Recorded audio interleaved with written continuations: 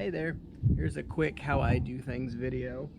Sometimes when you're fabricating a lot of stuff, you've got to run a bolt through something that you can't quite access the nut on the other side. So in this case, I'm going to bolt a little D-ring down for this dirt bike carrier that I'm working on, and I don't have a nut on the other side.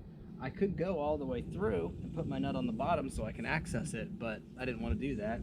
I didn't want to have it exposed on the bottom in case I need to set this down on a flat surface. I didn't want something protruding from the bottom. So here's a quick, simple tip on how to do this. Get yourself something like tape. Get yourself a little piece of tape. Stick it on the back side of the wrench there. Alright, so that should just help. All you're trying to do is block the bottom half of that. Drop your nut in. It's held it now. I'm going to go ahead and do a washer and a lock washer, see if I can get those to balance. Again, hold it nice and stable.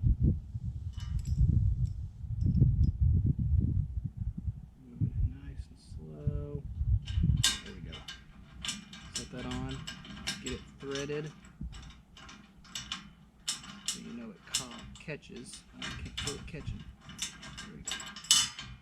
Got to catch.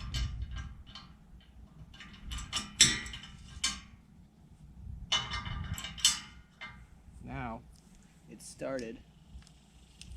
All you got to do is tighten it up.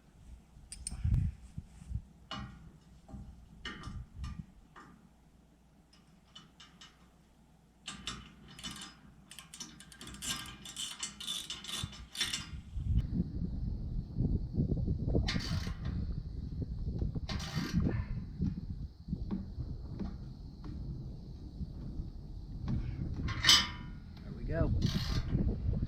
Things real tight now. Good. May take you a couple tries to get it just right, but there we go. I didn't have to go all the way through. It's nice and flat.